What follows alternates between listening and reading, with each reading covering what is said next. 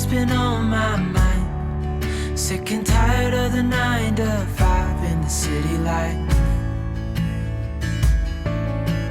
Hey darling, we could get out of town, see the beautiful world around, wanna see it now. Pack our bags and get in that car, leave a little note and we'll drive real far. Let's get out, we can leave this city. Let's drive to the open air. Yeah, the countryside is so pretty. Oh, what have we just spotted, Sky? Hey, Sky? Just spotted the Greggs. Right, I'm going to grab some lunch. I do like the Greggs. Get a nice coffee, nice cheap coffee, sausage roll, and we'll try and get some cakes. Lovely. And have a quick lunch here in this lovely little camp out to the countryside, in the lovely Norfolk countryside. Lovely. Oh, just chilling out in the sun. The nice Greggs. Oh, it's breezy. Hi, mate. Put the camera on, it got a gust of wind come through the window. Typical. Right, just going to enjoy my afternoon snack here on a country lane. Lovely. Nice little park up. Nice. Oh, cheers, my lovelies. Kettle's on, mother. Well, not in this case, it's a Greggs. Oh, it's nice today. Really lovely day. We've had some lovely weather, haven't we? The last 2 months has been pretty amazing. Let's hope we have a lovely hot summer, eh? That'd be nice. Hopefully I'll be down doing my wild camps on the east coast. I'm heading that way now. We're going across to the Norfolk countryside. The lovely Norfolk countryside. Love it. It's a bit flat like, but the Broads are quite nice. It's nice around the Broads, but the rest of it, it's all a bit flat. Or floodplains kind of thing. But lovely, like a nice sausage roll as well. Sky's happy outside. I bought her, she's had a bit of a sausage roll. We love me Greggs sausage roll. This one is not hot, unfortunately.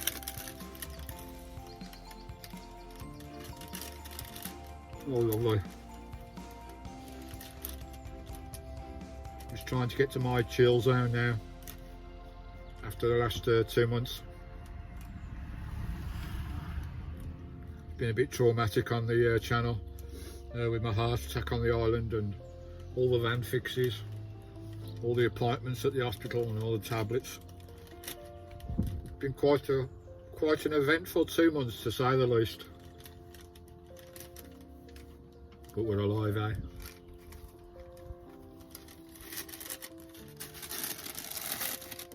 And to be honest, I'm feeling quite fit now. Not getting too many murmurs in my chest like I was. It's all settling down. We're getting used to the tablets.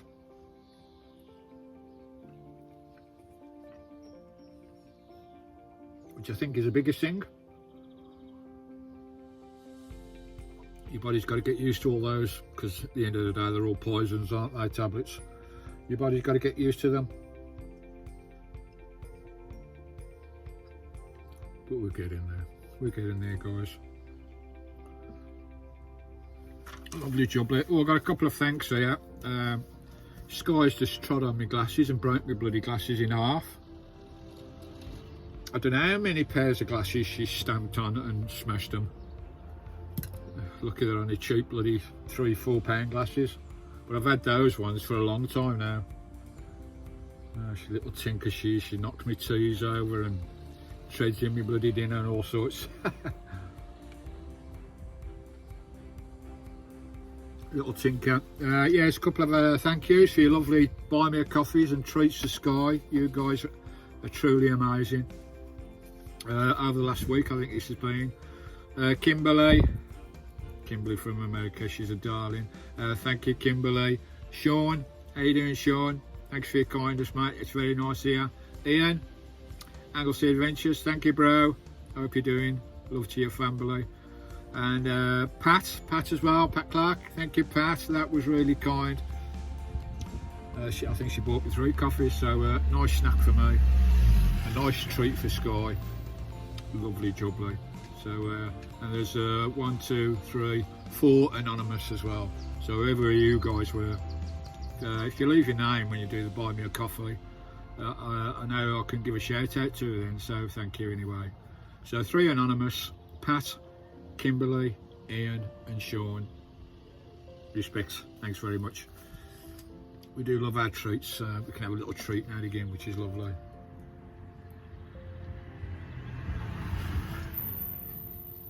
Oh, what Sky's up to out there.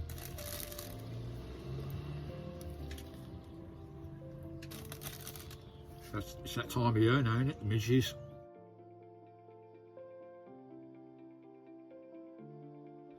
Now, I've had a couple of experiences with midges where I've looked at the van, you know, out of the blue, and it goes dark. All of a sudden it goes dark. I look at the van, there's just a black cloud in front of the van. Out the window a little bit, and it was a mass of midges, absolutely billions of them. Black cloud of them, come from nowhere, shut the window. But a few got in the van. This was to the end of one of my winter tours coming into early spring. They just popped up on a nice warm day all of a sudden, and they come out of nowhere. Absolutely thick black fog of midges come out of nowhere, and within 2 minutes, looked out the window, they'd gone. Never seen it again after that. I've never really experienced the midges as such, because they can get really bad. That's why I don't do Scotland in the summer. Never have done for the last 4 years. It's always been 6 months in the winter on a nice island somewhere. And we'll be going to another island this winter. So I look forward to that one. I love my remote camps on the islands. We'll do all the islands eventually, around the Inner Hebrides, Upper Hebrides and Outer Hebrides. I'll get them all done eventually. Got a bloody a power glider or something going over my head, I think. Yeah, it's that time of year for midges. Yeah. So take care walking in, especially walking in long wetland grasses. This is where they're prominently to be. Long wetland grasses.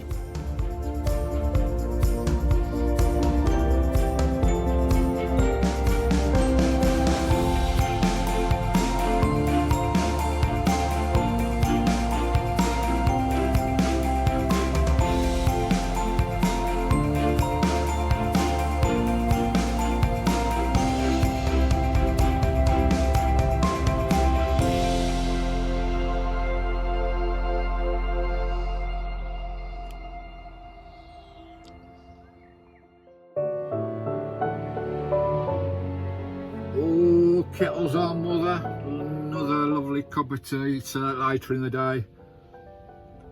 Coming up towards evening now. It's getting a bit dull outside.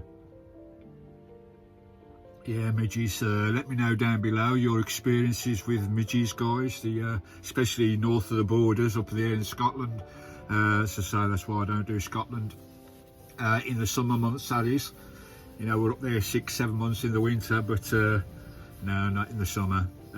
No midges up there in the winter, no tourists, no other vans, and it's really nice and quiet. That's why I do my lovely winter camps. Can you guess where we're going to go this year? We've got something planned for this year. 6 months on a night. All the wind's kicking up out there now. It's going to be got a bit sour out there the last hour or so. Yeah, so that's midges. Let me know your experiences down below with midges. They can be a bloody nightmare. Right, the next little beast now, the man-eater. UK do have some man-eaters. Talking to America and Australia, places like that, we do have man-eaters. In a way, they're only tiny. The next one is ticks. Oh, ticks, blimey O'Reilly. Who hates ticks? Now, I've never experienced ticks. I've never experienced ticks on Sky. I've never experienced ticks on me. You know how much wild walking we do in the grasses and the heather, through the glens and up the mountains and climbing hills and through the dales and all sorts. And I have never experienced a tick on me, or I've never experienced a tick on Sky in all the years we've been out there in the wilds. But they are there, and I've seen people with them, people ticking them off their arms and getting infested. I know a lot of you guys do get ticks into you, and they're nasty, horrible, disgusting little things. I hate them. I wouldn't like to have one of those in my bloody skin. I know that. Or on Sky either. She's down there with a kip.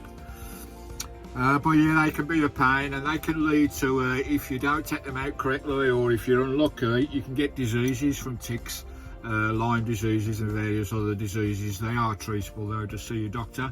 If you think you've got an infected tick bite, it's quite easy to see. You'll get irritation, you'll feel a bit iffy, and around the bite mark you'll see circles. I'll just put a picture up here. You'll see circles. There's a picture there for you.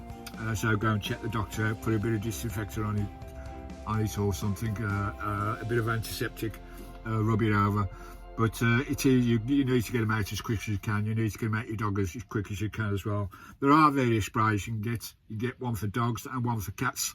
You can get one for humans and all sorts. So, but just avoiding the long grasses. Now ticks seem to proliferate where there's wild deer about, a lot of wild deer, mice and rabbits in the grasses, because you brush up against the grasses, and that's where the ticks jump onto you, off the deer and everything. So best to avoid those places. Keep your ankles well covered up, keep your body well covered up as well if you're a bit worried with ticks. But horrible little things, they're real disgusting little things. Lovely jubbly. And best to have on board is a tick removing tool. You know, you've tried to avoid them, but you may get one now and again. But I've never experienced, never had one on Sky at all, which is amazing. She's always got her head in the grass, isn't she, looking for mice all the time, and she's never ever had a tick. I don't know whether I've been lucky or what, but I've always had a tick kit on the board. That's a cheap tick removal kit. I think I got that off Temu. I think it was about £1.20, something like that. And when you're removing ticks from you guys, there's various tools in there. There's double-ended tweezers there, a little plunger that picks out the ticks or whatever. There's a little spyglass in there so you can see them nice and close. There's a little plunger there which extracts the tick out.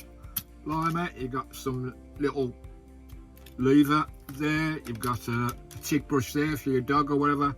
Lovely jubbly. Now, when you do remove a tick, you don't want to just get hold of it and pull it out and leave its head or whatever, its jaws or legs in your skin, because that will get infected. Sometimes it will get infected. You get those marks, you feel a bit dodgy. That's when you need to go to a doctor to get some antibiotics. I don't think it's life-threatening at all, Lyme disease, but it just can make you feel really unwell. And with these tools, it's a little prizing tool there. I don't know if you can see that, guys. Try and get a nice little close of that for you. And when you've got a tick on your arm or whatever, it's hard to demonstrate this. Well, what you need to do, the tick is there, say on your arm, put this by the side of the tick, just gently move it underneath the tick like that. So you've got the tick in the groove, then gently just bend the device down like that and lift. So you lift the whole tick out. You don't want to leave nothing in there at all. Then dispose of that tick whichever way you wish. Put it in bleach or whatever, or whatever, and get rid of it. And then douse your little bite mark with a bit of antiseptic, a bit of cleaner, and get that nice and clean, and you should be good. So those are quite useful. That's quite a useful one there, but it might snap the it's a bit strong, that one is. It just might snap the head off the tick, so I'm not quite sure of that one. That little popping one's best, because you can do it nice and gentle and get the whole of that tick out of your skin or out of your dog as well. Ticks are bloody horrible things. I hate the things.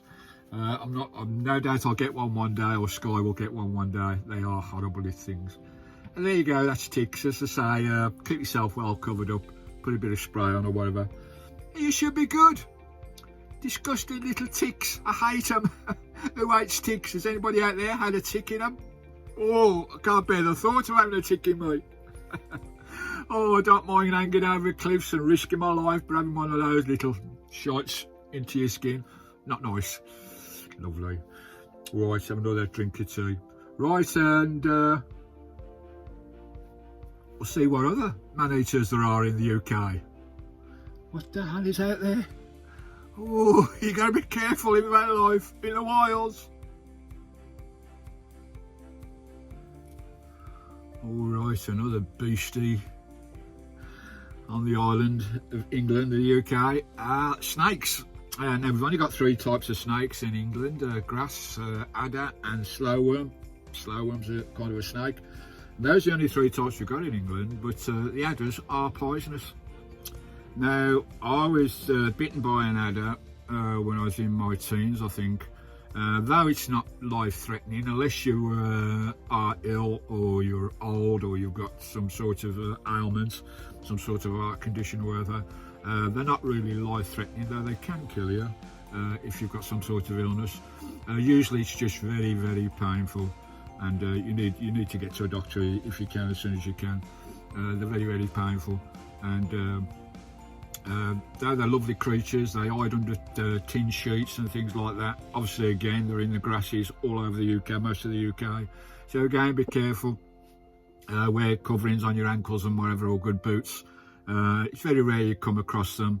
There are specific areas where they're all quite prominent, so you need to be careful and look for local advice. So yeah, it's always wise to seek medical advice should you get bitten by one. Especially if you're young or old, you need to get advice, because even though there's very few deaths in England with an adder bite, they can turn out nasty. So be careful of the little slidey, slithery, slimy little snakes. Only one in England. They've got some ones that can kill you, and the rest of the world aren't. We're quite lucky in England, aren't we, with the wildlife species we've got. There's nothing that can chew our ankles off or take our head off or eat us. But we've got 1 or 2 little creatures that can cause us some issues. Lovely jubbly, but generally in the UK, we're very lucky. We are very lucky. Blimey, you'd have to jump in the sea in Australia and you could be eaten. Or go for a walk in Canada or whatever, you could be eaten by somebody in the woods. Yeah, strangely enough, on a survey that was done many years ago, they found, surprisingly, that the most dangerous animal in the UK, we've not got many, but the most dangerous animal in the UK that causes most harm to humans and even deaths is a household dog. That's surprising, isn't it? The household dog is the most dangerous animal in the UK. Poor old Sky. You know, the thing she could do to you was to lick you to death. It's all these wild breeds, I suppose, these sporting, well, supposed to be sporting bloody breeds or crossbreeds. Crazy, some of these crossbreeds are about now. You know, you look at them walking down the street, you wouldn't go nowhere near them, would you? Never mind put your kids by them. But I suppose it's mostly the owners, in it. I don't know. But strange, isn't it? Most dangerous animal in the UK, a household pet dog. Not you, Sky. Lovely jobby. Right, we'll crack on with the day. And that's a few of UK's beasties that bite. Hope you enjoyed that. What a pain in the fucking arse. Can someone tell me, super glue, the only thing super glue glues is your bloody skin together and the cap to the bottle. It doesn't stick anything else. Just try it on my glasses. It bloody won't have it. Yet you put it on your fingers and it sticks your bloody fingers together instantly, and it sticks the top to the bottle so you can't open the bloody thing, and then it dries up after a few days. Fucking super glue does my bleeding head in. What do you think?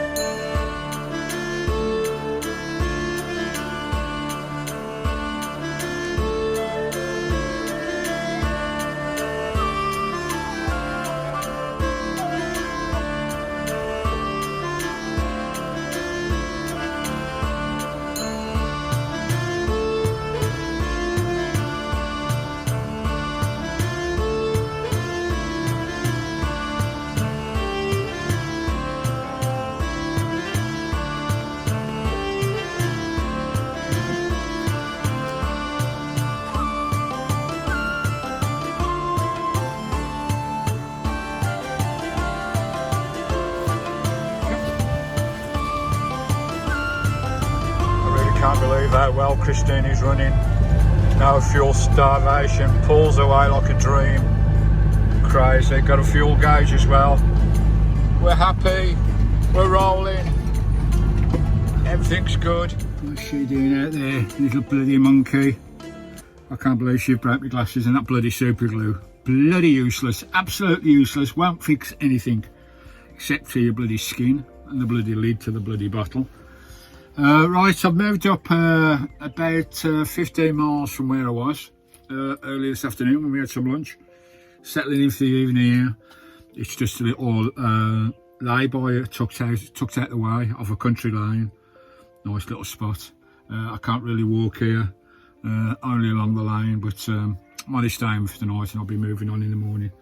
Just chilling out, getting ready. I might have that lovely leek pie tonight. That'd be nice, chicken and leek, lovely.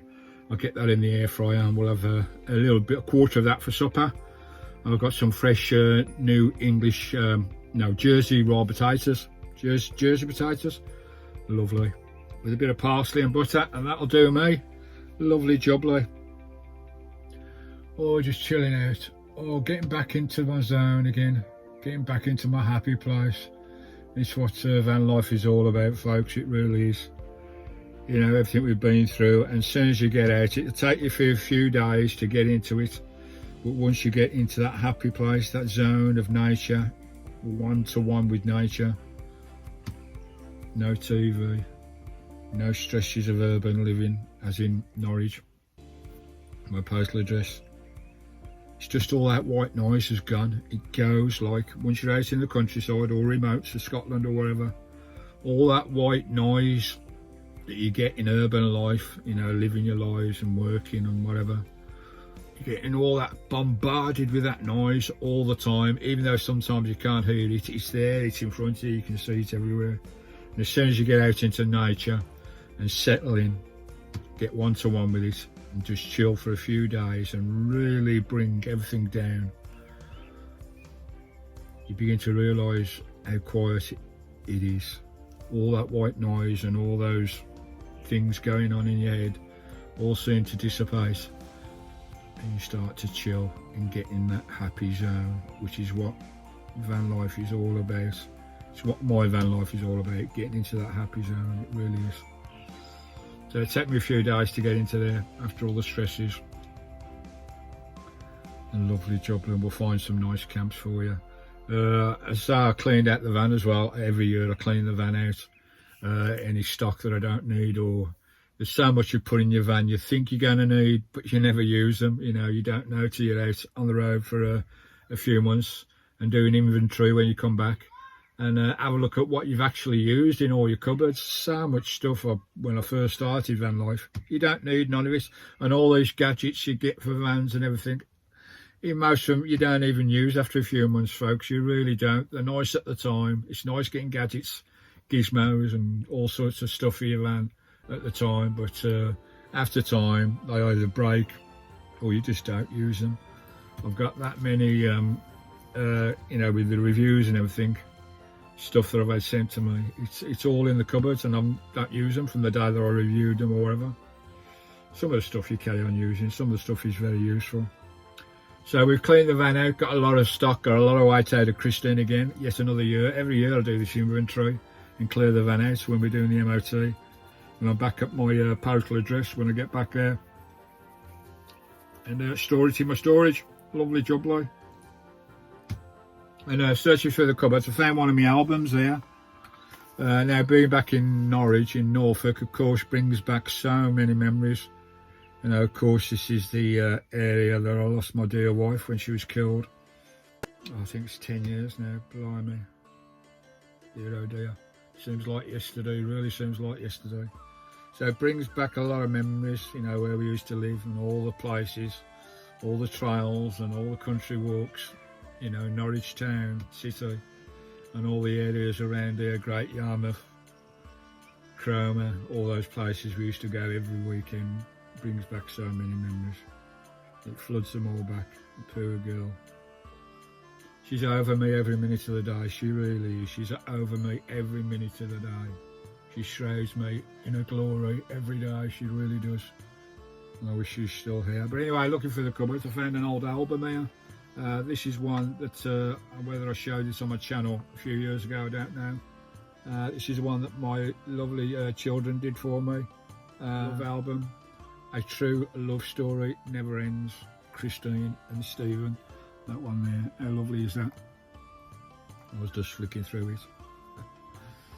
You know, it brings joy to my heart, and it also brings so much sadness as well. I'll show you a couple of these pictures in here, folks. I won't show you them all. But 1973, I think that was, I'm not quite sure. That was our wedding day. My beautiful Christine. Even though she's no longer with us, she's still a big part of my life. She always will be.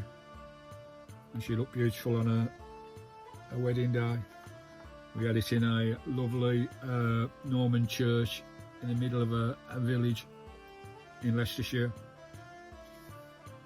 Lovely, absolutely. I can remember that day to the day, and I remember the church. One day I'll take you back there. Lovely Norman church. Tiny, tiny little church, and it was packed to the rafters. There's people outside around the church. It was a big wedding. We had a pub back then called the White House. It was like millionaires went in there. Unbelievable. Some lovely memories. A few lovely pictures there. Later in the years, here we go. Lovely jubbly. Here I am sharing my life again, as I do on YouTube.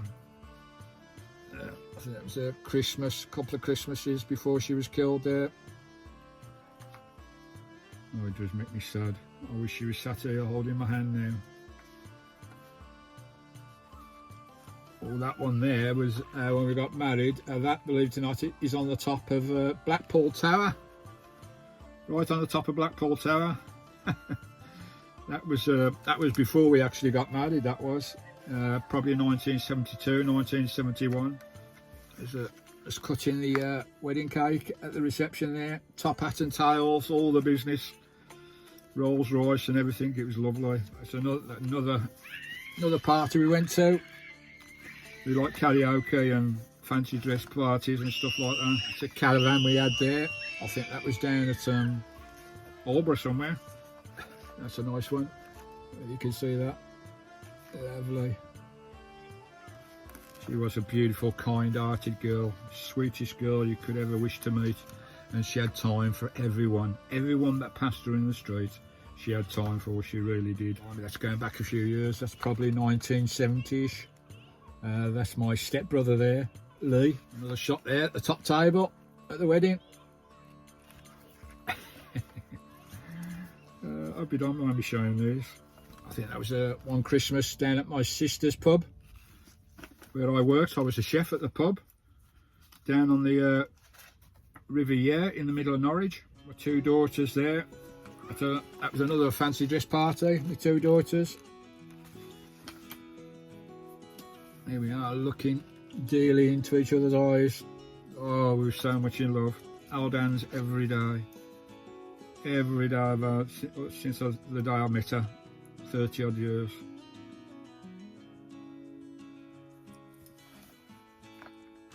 Oh my, I wish I could kiss that girl again, I really do.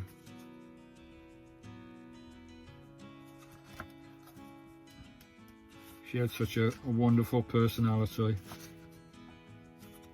As I say, she would help anyone. That's just with the father-in-law and the mother-in-law. The only person alive in that picture now is me, and I nearly went a couple of months ago. Sad to think, innit, the older you get, you look at these pictures and you think, well, they've gone, they've gone, they've gone. Such a shame. Oh, I do miss her so much. What a lovely little present that was from my daughter, eh? A lovely little gift. A true love story. Oh dear. I'm welling up here.